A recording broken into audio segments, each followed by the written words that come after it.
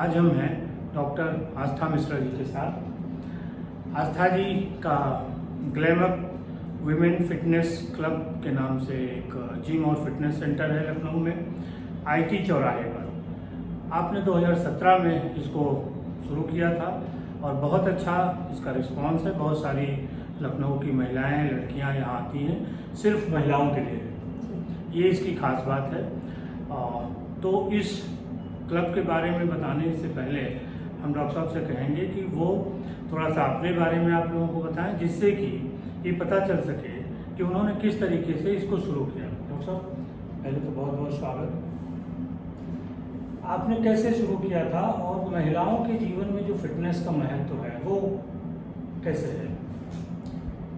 जी, इसके पहले भी एक और हेल्थ क्लब चला चुकी हूँ जो महिलाओं पुरुषों दोनों के लिए था। पर 2017 में इसकी स्थापना सिर्फ महिलाओं के लिए की।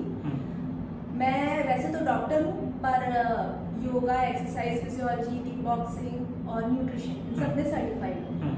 तो मुझे लगता था जब पहले लेडीज और जेंट्स दोनों का था, उस समय से मुझे लगना शुरू हुआ कि जेंट्स तो कहीं भी चले जाते हैं, उनका इतने कोई स्पेसिफिकेशन नहीं है कि हमें ऐसी जगह चाहिए वैसी जगह चाहिए। समस्याएं लेडीज के साथ आती है, वो ज़्यादातर उनके घर वाले कई बार देखने को तैयार नहीं होते हैं। वो करना चाहती हैं, उनको ज़रूरत है, लेकिन समस्या ये है कि घर वाले तैयार नहीं हो रहे हैं। लड़कियों से बोल रहे हैं वहाँ लड़के हैं तो उनके साथ करोगे, वो खुद कई बार कंफर्टेबल उनको नहीं लगता है। तो उस समय मुझे 3 साल हमने तो दोनों का चलाया यहाँ लखनऊ में। फिर हमें लगा कि लेडीज़ को ज़रूरत ज़्यादा है। कई लोगों ने बोला, लेडीज़ क्या जेंट्स ने भी बोला कि अगर खाली लेडीज़ का होता तो हम अपनी बहन को भेजते, बेटी को भेजते।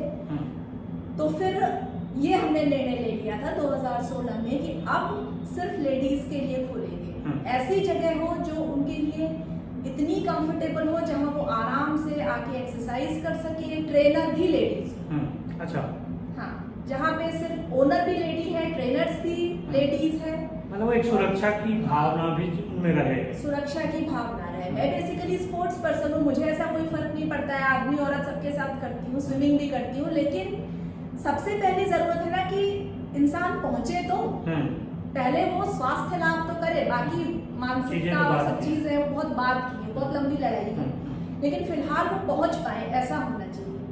तो ये सोचकर मैंने 2017 में से शुरू किया। अच्छा, फिटनेस तो देखिए महिला पुरुष दोनों के लिए ज़रूरी होती है, लेकिन अगर महिलाओं के उससे देखें तो उनके लिए और भी ज़्यादा ज़रूरी है।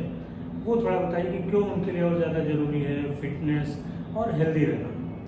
महिलाओं के लिए फिटनेस ज़्यादा ज़रूरी इस वजह से है क्योंकि जेंट्स का आप देखते हैं कि बच्चे हुए, फिर एक मिडिल एज आई और बूढ़े हुए, तो आप ये जानते हो कि एक लेवल के बाद उनके हार्मोन्स बढ़ेंगे, फिर डिक्लाइन होंगे। लेडीज़ की जो लाइफ होती है फिजियोलॉजिकली इतनी ज़्यादा चेंज होती है, हार्मोनल 13 साल 10 साल 13 साल की से हार्मोनल शिफ्ट शुरू हो जाती है। फिर प्रेगनेंसी में उनकी बॉडी चेंज होगी, उसके बाद दूसरी प्रेगनेंसी में चेंज होगी, फिर जब मेनोपॉज आता है 50 की एज के आसपास, फिर उनको हार्मोनल इश्यूज होने लगते हैं। तो उनकी जो जिंदगी है वो एक जैसी नहीं चलती है। इवन एक महीने में अगर उनकी देखा जाए तो 14-15 दिन उनका मेटाबॉलिज्म ऐसे जाता है। एक बार ऐसा होगा कि उनकी भूख भी बढ़ जाएगी। कई बार आपने देखा होगा कि जो लेडीज होती हैं हार्मोनली एक्टिव होती हैं, उनको कुछ खास वक्त ऐसे आते हैं जब उनको भूख ज्यादा लगती है। फिर उनकी एपेटाइट भी, आप एक डाइट चार्ट लगा के अगर उनको देंगे कि आपको इतनी कैलोरीज खानी, वो उनके साथ नहीं चलेगी क्योंकि साइक्लिकल चेंजेस उनकी बॉडी में होते हैं। हर फर्टाइल औरत की उनको पीरियड्स होते हैं, उस हिसाब से उनकी साइकिल चेंज होती है, उनकी डाइट चेंज होगी, एक्सरसाइज रिक्वायरमेंट चेंज होगी। और समस्या क्या है कि ज़्यादातर जब आप आदमियों के ही साथ काम करते हैं तो आपने उस तरह से सोचा ही नहीं होता है। आप एक डाइट चार्ट दे देंगे, आपको उससे कोई लेना देना नहीं है कि इस बंदी को 4 दिन बाद ये अपनी साइकिल के कौन से फेज में है। बट अगर आप इस तरह से देखें, अगर मैंने आपको 1 रोटी दाल सब्जी या 2 रोटी दाल सब्जी का डाइट चार्ट दिया है, लेकिन आपको पीरियड्स होने वाले 2 दिन बाद, आपको भूख ज़्यादा लगेगी, आप अगर उतना ही खाएंगे तो आपको कार्बोहाइड्रेट क्रेविंग्स होगी, डिप्रेशन होगा, घबराहट होगी। तो औरतों में वो चीज़ें एक स्थिर चीज़ नहीं चल सकती, उनकी बॉडी चेंज होती है, हर महीने हर 14-15 दिन में चेंज होती है। इसलिए ये सबसे पहले उनको समझने वाला चाहिए कि कोई उनकी समस्या को समझ सके।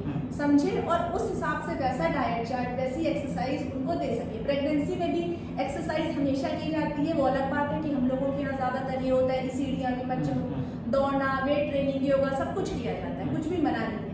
लेकिन हर ट्राइमेस्टर में हर औरत की फिटनेस के हिसाब से आप उसको सेम चीज़ नहीं बोल सकते हो। हर औरत इस समय किस स्टेज में है, इस हिसाब से उसका प्लान बदलेगा। इसलिए औरतों के लिए फिटनेस जानना ज़रूरी है, फिटनेस में उनका इन्वॉल्व होना ज़रूरी है और ऐसा जानकार चाहिए जो उनको समझा सके कि इस समय आपके लिए ये इस चीज़ करना की है। जरूरत है। जी, अच्छा, किस तरीके की जो फिटनेस की एक्सरसाइजेज हैं वो उनको नॉर्मली करना चाहिए, जो आप हम लोगों के जरिए जो लोग सुन रहे हैं उनको समझा सके कि भाई ये फिटनेस आपके लिए एक्सरसाइज करनी जरूरी है। देखिए एक चीज़ है, ये लेडीज जेंट्स दोनों में काउंट होता है। जनरली ये होता है कि जब तक आपको प्यूबर्टी शुरू नहीं होती है, 14, 15, 16 की एज के पहले आपको वेट ट्रेनिंग नहीं करनी चाहिए, चाहे वो कोई लेडी हो चाहे जेंट्स हो। आजकल ज़्यादा एंथुजियाज्म में कई जिम्स ने weight training for kids promote किया है, मगर वो चीज़ जरूरी नहीं है बल्कि नुकसान। हर स्टेज के साथ डिपेंड करता है। 5 साल की एज से मार्शल आर्ट शुरू कर सकते हैं, कुंग फू, कराटे, ताइक्वांडो, जो भी आपको सही लगता है। योगा शुरू कर सकते हैं, उसके बाद प्राणायाम नहीं करना है। 13, 14, 15 की एज के बाद आप प्राणायाम भी शुरू कर सकते हैं। एक बार आप प्यूबर्टी, जो वयः संधि की स्टेज होती है, एडोलेसेंट, वो पार कर गए, उसके बाद आप वेट ट्रेनिंग कर सकते हैं, जो औरतों को करनी ही चाहिए। ज्यादातर मुझसे पूछती है क्या हम कर सकते हैं? आपको वो करना ही चाहिए, क्योंकि आपकी हड्डियां और मसल्स उसी से मजबूत रहेंगे। ज्यादातर जो हार्मोनल इश्यूज आते हैं, थायराइड की, डायबिटीज की, पॉलीसिस्टिक ओवेरियन सिंड्रोम, ज्यादातर आपकी बॉडी के वजन से नहीं, फैट कंटेंट से रिलेटेड है। आपने देखा होगा कि आप अगर इंसान दुबला पतला भी है तो भी उसको पॉलीसिस्टिक ओवेरियन सिंड्रोम हो रहा है, डायबिटीज भी हो रही है, क्योंकि उसका शरीर के वजन से नहीं, बॉडी कॉम्पोजिशन यानी कितना मसल मास है, कितनी बोन्स हैं, कितना फैट है, उस पर डिपेंड करता है। तो इसलिए, और औरतें आप जानते ही हैं क्योंकि हम लोग ज़्यादा ससेप्टेबल हैं हार्मोनल चेंजेस की वजह से, इसलिए वेट ट्रेनिंग तो आपको हर हाल में करनी है। और वेट ट्रेनिंग वो जो सुंदर 2 किलो और 5 किलो के बेबी वेट्स हैं, उनसे नहीं करना है। आप ज़्यादातर जो मेरे पास जिम में आती हैं उनको दिशा पटानी की बॉडी चाहिए, उनको विपाशा बसु की बॉडी चाहिए। फिर जब उनको एक बार दिशा को दिखाया गया, दिशा पाटनी 80 किलो का बारबल उठा रही है, तब उनको समझ में आता है कि ऐसा करना पड़ेगा। तो उनको वेट ट्रेनिंग ज़रूरी है। अगर आप रेगुलर वेट ट्रेनिंग कर रहे हैं, हल्के वेट से, अच्छे वाले वेट से, तो उम्र के प्रभाव को पीछे करने में उससे बेहतर और कुछ नहीं। लेकिन शुरू तो हल्के वेट से करना, शुरुआत हमेशा हल्के से ही, बिल्कुल हल्के से, वो धीरे धीरे ही बढ़ेगा। और एक प्रॉपर गाइडेंस में होता है। और ब्रेक दे के आप रोज वेट ट्रेनिंग नहीं कर सकते हो, हफ्ते में 2 या 3 दिन से ज्यादा नहीं कर सकते, ज्यादा से ज्यादा 3 दिन बस।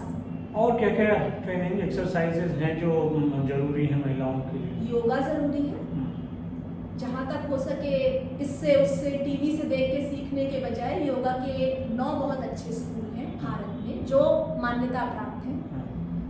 आयंगर गुरुजी बहुत अच्छा योग सिखाते हैं। अगर आप सच में महिलाएं सीखना चाहती हैं ऐसा योग जिससे उन्हें काफ़ी फायदा हो, आयंगर गुरुजी हैं, उनकी बेटी गीता आयंगार थी, उन्होंने भी बहुत अच्छी लिखी है योग पे किताबें, स्पेशली लेडीज़ के लिए लिखी हैं। वो हर चीज़ को ध्यान में रखते हैं कि इसकी साइकिल क्या होगी, इस समय प्रेगनेंसी है तो क्या करना है, मेनोपॉज में क्या करना है। जितना उनका डिटेल्ड है योगा का, जितना डिस्क्रिप्शन, उतना आपको और कहीं नहीं मिलेगा। आयंगर योग अगर आप करना चाहते हैं तो उससे बेहतर और कुछ नहीं। वेट ट्रेनिंग है, योगा है, फिर आप मार्शल आर्ट्स कीजिए, किक बॉक्सिंग कीजिए, आप कुंग फू कर सकते हैं, कराटे कर सकते हैं। जरूरी नहीं किसी को मारने के लिए ही किया जाए, आपकी क्षमता, शारीरिक क्षमता बढ़ती है, आत्मविश्वास बढ़ता है, इसलिए ये सब चीजें जरूरी है। अच्छा, जिम में हमने देखा बहुत सारी मशीनें होती हैं, वो क्या क्या मशीनें किन किन यूज में आती हैं, थोड़ा महिलाओं को बताइए। जिम में देखिए स्ट्रेंथ ट्रेनिंग, जैसे वेट ट्रेनिंग होती है, वेट ट्रेनिंग की भी मशीन्स होती हैं। ज्यादातर हम लोग जो दशकों से वेट ट्रेनिंग कर रहे हैं, ज्यादातर डंबल्स और बारबल्स इस्तेमाल करते हैं, बट हर लेडी जो नई आई है वो डंबल से उतना अच्छा नहीं कर पाती। कई बार उसके मसल्स इतने वीक होते हैं कि वो खाली डंबल से फ्री हैंड कोशिश करेगी, फ्री वेट से तो नहीं कर पाएगी, तो मशीन्स उसको सपोर्ट करती हैं। शुरू में जो आपकी मसल्स में थोड़ी स्ट्रेंथ बढ़ जाती है तो उसके बाद आप फ्री वेट से भी वेट ट्रेनिंग कर सकते हैं। कार्डियो की भी मशीन्स है, साइकिल है, एलिप्टिकल ट्रेनर है, ट्रेडमिल है, आप सबको आजमा सकते हैं। कार्डियो की मशीन्स अलग होती हैं, स्ट्रेंथ की अलग होती है, और हम लोग थोड़ी बहुत योगा की भी रखते हैं, क्योंकि किक बॉक्सिंग के लिए तो इक्विपमेंट है, योगा के लिए भी मशीन या कुछ थोड़े बहुत इक्विपमेंट रखते हैं, जिससे जो जिम में आते हैं अक्सर उन लोगों के ये हाल होते हैं। हम लोगों की बॉडी में जो रेंज ऑफ मोशन भगवान ने दिया है वो एक अलग चीज़ है। ज़्यादातर लोग जो आते हैं वो अपनी पूरी रेंज ऑफ मोशन में उनके जॉइंट्स घूम ही नहीं पाते, तो ऐसे में आप उनको वजन कैसे उठवाएंगे, वो झुक ही नहीं पाएंगे, हाथ भी पीछे पूरा नहीं जा पाएगा। उसके लिए हम लोग मशीनों की सहायता लेते हैं। जैसे जैसे वो मजबूत होते जाते हैं उतना ही आप फ्री वेट्स पर आते जाते हैं, ज़्यादातर ज़रूरत नहीं है। एक सवाल बहुत सारे लोग करते हैं कि जब हम जिमिंग कर रहे हों, जिम में जा रहे हों, उस समय हमारी डाइट कैसी होनी चाहिए, क्या चीज़ें हमें लेनी चाहिए जिसकी वजह से हमें और थोड़ा सा फ़ायदा हो। तो डाइट पे थोड़ा सा बताइए कि क्या चीज़ें उनको लेनी चाहिए। जी, जिम में सबसे पहले तो ये ज़रूरी है जानना कि आप क्या कर रहे हैं। अगर आप प्रेडोमिनेंटली बॉडी बिल्डिंग कर रहे हैं, जैसे कुछ लोग सिर्फ मसल बिल्डिंग के लिए जिम आते हैं। मसल बिल्डिंग एक इम्पॉर्टेंट चीज़ है, ठीक है, एरोबिक्स ट्रेनिंग भी है, मसल बिल्डिंग भी है, फ्लेक्सिबिलिटी भी है। लेकिन अगर आप खाली बॉडी बिल्डिंग कर रहे हैं उस समय आपकी डाइट में प्रोटीन काफ़ी चाहिए। अच्छा। लेकिन सबसे पहले ये जानना ज़रूरी है कि आप खाने का सत्यानाश नहीं कर सकते। कि आप कई बार क्या होता है कि लोग जिम में आए 2, 3, 4 किलो 5 किलो के डंबल पे ले और जाकर 20-30 ग्राम प्रोटीन बॉडी में स्टोर नहीं होता है। प्रोटीन जो इस्तेमाल नहीं होता मसल बिल्डिंग में वो डीएमिनेट हो जाता है। इसका मतलब प्रोटीन को बॉडी तोड़ के शरीर से निकाल देती है। इससे आपकी किडनीज पर एक्स्ट्रा प्रेशर पड़ता है। आप वेट ट्रेनिंग कर रहे हैं तो प्रोटीन जरूरी है, कोई भी एक्सरसाइज कर रहे हैं तो जरूरी है, वेट ट्रेनिंग में थोड़ा और ज़्यादा जरूरी है। लेकिन कितना कर रहे हैं ये आपको आपका ट्रेनर बता सकता है जो क्वालिफाइड है। यूजुअली जो लोग हैवी ट्रेनिंग करते हैं काफ़ी लेते हैं, मॉडरेट से हैवी के बीच करने वाले भी 20 ग्राम प्रोटीन कम से कम लेते हैं, 20 से 30 ग्राम एक सेशन के बाद। बाकी जो बहुत ज़्यादा ज़रूरी चीज़ है, आप पूरी तरह प्रोटीन पे शिफ्ट होने का प्रयास नहीं कर सकते। आपकी वही डाइट होगी जो आपकी रेगुलर रहती है, दाल रोटी सब्जी चावल वही, ठीक है। आप प्रोटीन वेट ट्रेनिंग के आसपास बढ़ा सकते हैं, बस आप इतना ध्यान रखिए कि आप पूरा खाना, जैसे दाल रोटी सब्जी खाई, दाल चावल सब्जी खाई, सुबह उठ के सो के उठने के 1 घंटे के अंदर नाश्ता किया, देर तक भूखे ना रहे वरना मसल बिल्डिंग नहीं है। खाना अपना पूरा वही खाना है जैसा आप खाते हैं, एक बार में ज़्यादा नहीं खाना है और देर तक भूखे नहीं रहना है, ये चीज़। अच्छा, आपके पास बहुत सारी लड़कियां भी आती होंगी, कुछ जो न्यूली मैरिड होती हैं वो भी आते हैं। किस टाइप की बॉडी वो चाहते हैं, जैसे अभी आपने कहा ना दिशा पटानी जैसी चाहते हैं, तो और इसके अलावा वो बॉडी की उनका फोकस किन किन जगहों पर होता है कि ये जो चीज़ें हैं ये हमारी और सुंदर दिखनी चाहिए और फिट दिखनी चाहिए। और एक जो नॉर्मल रेगुलर सिर्फ फिट रहना चाहता है, कोई भी औरत फिट रहना चाहती है, भाई ठीक है हमें कुछ ऐसा नहीं करना, बस हम फिट रह रहे हैं, तो उनको क्या क्या करना चाहिए, दोनों चीज़ें थोड़ा बताइए। ज़्यादातर जितनी आती हैं लेडीज 90% आप मान के चलिए, 90 to 95% बस पेट कम हो जाए। अच्छा, मतलब कमर और पेट पे फोकस। हाँ, ज़्यादातर ऐसी होती हैं जिनको पूरी बॉडी कम करने की ज़रूरत है, लेकिन बोलती हैं बस ये पेट कम हो जाए। अच्छा, लेकिन बॉडी तो पूरी कम होगी जब भी होगी जी। वो ऐसा तो है नहीं कि सिर्फ कमर से या पेट से फैट कम हो जाए और बाकी जगह रहे, वो हो ही नहीं सकता है सबसे पहले, इसलिए रास्ता एक ही है। अब आप उस पर किस लक्ष्य से घुस रहे हैं ये आप पे निर्भर करता है, लेकिन रास्ता एक ही है। तो ज़्यादातर सबको मैं यही बताती हूँ, और अभी पिछले शायद 29-30 की उम्र में हमने शुरू किया था, 10-11 साल हमें करीब हो गए। 10-11 साल से सबको हम यही बता रहे हैं कि ऐसा कुछ नहीं होता है। पेट आपने एक पतला इंसान देखा होगा, उसका पेट निकला हो सकता है, पतला इंसान है मोटा पेट है ये देखा होगा, लेकिन मोटा इंसान और पतला पेट नहीं देखा होगा।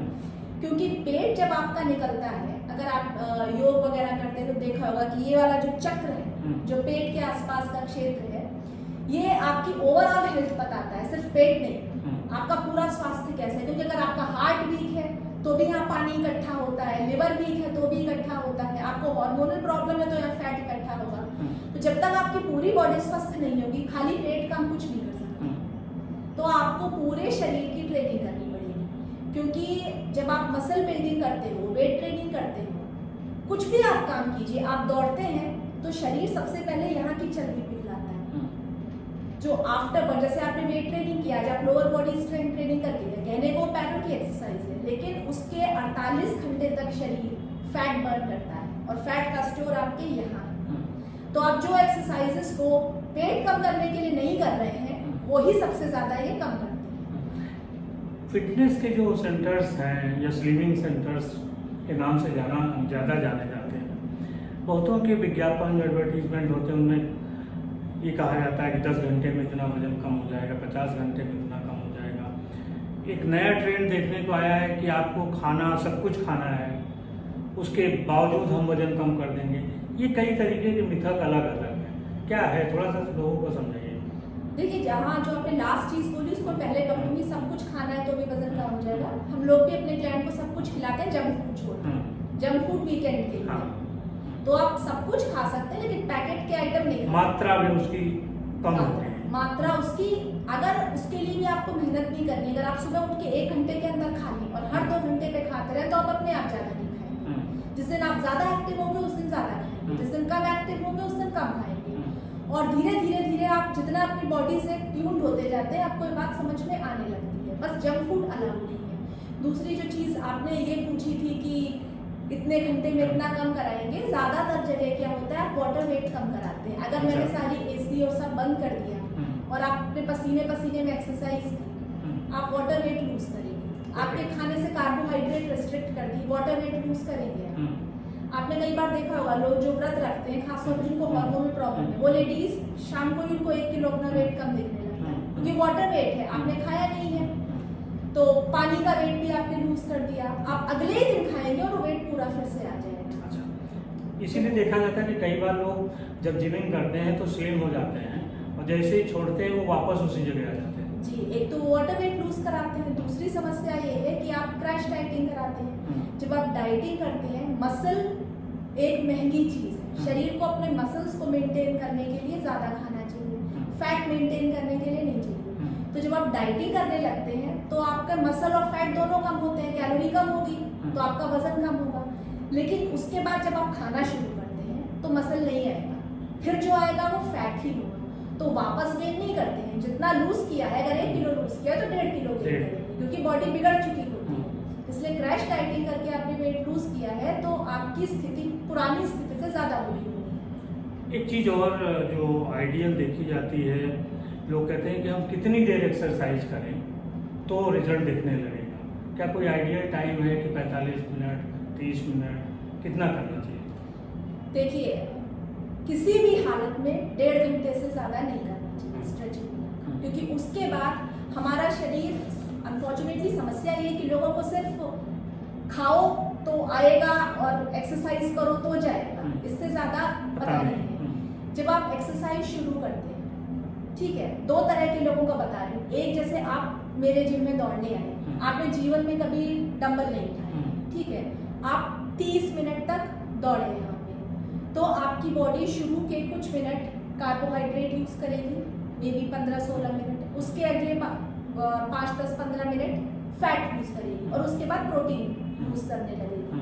ऐसे चलता है, ऐसे नहीं होता है कि आप लूज कर रहे हैं। क्या लूज कर रहे हैं जानना जरूरी। प्रोटीन लूज करेगी, इसका मतलब मसल जा रहा है, ठीक है। जब आप ज्यादा एक्सरसाइज करते हैं, जितनी करनी चाहिए उससे, आपका मसल मास जाता है, आप प्रोटीन लूज करते हैं। वेट ट्रेनिंग आपकी 1 से 1.25 घंटे चलेगी या 1.5 घंटे स्ट्रेचिंग मिला लीजिए, उसके बाद नहीं करनी, और उसके बाद आपको वो 1 दिन छोड़ के अगले दिन करनी, यानी आप 48 घंटे से पहले फिर से नहीं कर सकते।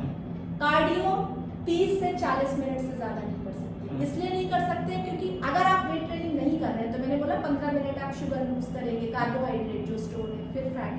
अगर जो इंसान वेट ट्रेनिंग कर रहा हो तो उसकी बॉडी ट्रेंड होती है कि वो फैट ज्यादा लूज करती है वेट ट्रेनिंग से। अगर एक इंसान वेट ट्रेनिंग कर रहा है, एक नहीं कर रहा है, और दोनों आधे घंटे सेम स्पीड पे भागते हैं, तो जो वेट ट्रेनिंग कर रहा है वो ज्यादा फैट लूज करता है, क्योंकि उसकी बॉडी फैट का प्रोपोर्शन ज्यादा बर्न करती है हमेशा। आप अपने बारे में बताइए, आपने इतना जो फिटनेस कायम रखी है पिछले कई सालों से, क्या करती है? चलते चलते इस सवाल का जवाब दीजिए। मैं इतनी खुशनसीब नहीं हूँ, मैं बहुत भयंकर हार्मोनल इश्यूज इश्यूज झेल चुकी हूँ और अभी से मेरे ख्याल से 14-15 किलो ज़्यादा रही हूँ काफ़ी लंबे टाइम तक। मैं अगर अपनी पुरानी फ़ोटो दिखाती हूँ तो कोई मानता नहीं है, मगर वो बहुत पुरानी बात है, मतलब अब उसको 11-12 साल हुए। तो उसके बाद मुझे ये समझ में आ गया था कि ये सब करने से, कम खाने से और ये सैलेड और ये सब करने से कुछ होने वाला नहीं है। हमने सब कुछ ट्राई कर डाला था, वो टीवी वाला योगा भी है, वो उससे कुछ होता नहीं। अल्टीमेटली होता यही है कि भाई मेरे परनाना थे, वो थोड़ा आयुर्वेद के जानकार थे, तो ये समझ गए कि लो कैलोरी से कुछ नहीं होना है। बहुत सारे हार्मोनल इश्यूज झेले, उसके बाद खूब सारा देसी घी, प्रॉपर खाना, फिर उसके बाद खैर न्यूट्रिशन का सर्टिफिकेशन और एक्सरसाइज फिजियोलॉजी और फंक्शनल मेड की ट्रेनिंग ली। तो तब से वेट ट्रेनिंग करनी शुरू की, योगा शुरू किया, और पहले भी करते थे, कभी कभी करते, मनाया किया नहीं किया, रेगुलर शुरू किया। अब तो इस बीच 2 बच्चे भी हुए हैं, 11-12 साल हो गए करीब फिट हुए, वापस नहीं देखा मुड़ के। हाँ, नहीं, आमतौर पर प्रेगनेंसी के बाद लोगों का वेट बढ़ जाता है, खासतौर पे महिलाओं के, या फिर 40-45 की एज के बाद, तो वो आप में नहीं दिखा। 40 के बाद तो मैं भी हूँ खैर 40 से ऊपर, लेकिन प्रेगनेंसी में हमने एंड तक वेट ट्रेनिंग की, प्रॉपर हैवी वेट से, कोई लाइट ट्रेनिंग नहीं। इस मामले में मैं एक चीज़ का श्रेय देना चाहूँगी मेरे ट्रेनर्स और डॉक्टर्स को। मैं उस टाइम शिकागो में थी जब मैं फिट हुई, तो यहाँ पे समस्या एक, इवन अपने यहाँ दिल्ली मुंबई में औरतें बहुत फिटनेस का ध्यान रखती हैं प्रेगनेंसी में। यहाँ पे Tier 2 सिटीज़ में समस्या ये है कि आप प्रेग्नेंट होती सीढ़ियाँ भी चढ़ना बंद कर देती हैं। तो वहाँ हमारी ट्रेनर थी, वो 5th मंथ प्रेग्नेंट थी, किक बॉक्सिंग की क्लास लेती थी, सब वही 70-70 किलो के बार उठाती थी ट्रेनर फुल प्रेगनेंसी में। तो किसी ने डिमोटिवेट नहीं किया, बल्कि इवन वहाँ जो डॉक्टर थी वो हिंदुस्तानी डॉक्टर थी, तो वो भी हमें फ़ोन करके बोला करती थी कुछ छोड़ना नहीं है प्रेगनेंसी में, करते रहना है, छोड़ना कुछ नहीं है। तो होते होते ऐसी आदत पड़ गई कि लास्ट तक तो डंबल पेला, 3 महीने रेस्ट किया, उसके बाद फिर अगले 3-4 महीने 5 महीने में वेट गया, उसमें कुछ सोचना ही नहीं था। मतलब आपका कहने का ये कि आप एक्सरसाइज करते रहिए, हेल्दी डाइट लीजिए, यही एक समाधान है जिसमें आप अपना फिगर मेंटेन कर सकते हैं। बहुत शुक्रिया डॉक्टर साहब आपका, और सभी साथियों आपका भी। फिर किसी सेशन में हम डॉक्टर साहब के साथ मिलेंगे और दिखाएंगे कि कैसे एक्सरसाइज होती है। शुक्रिया।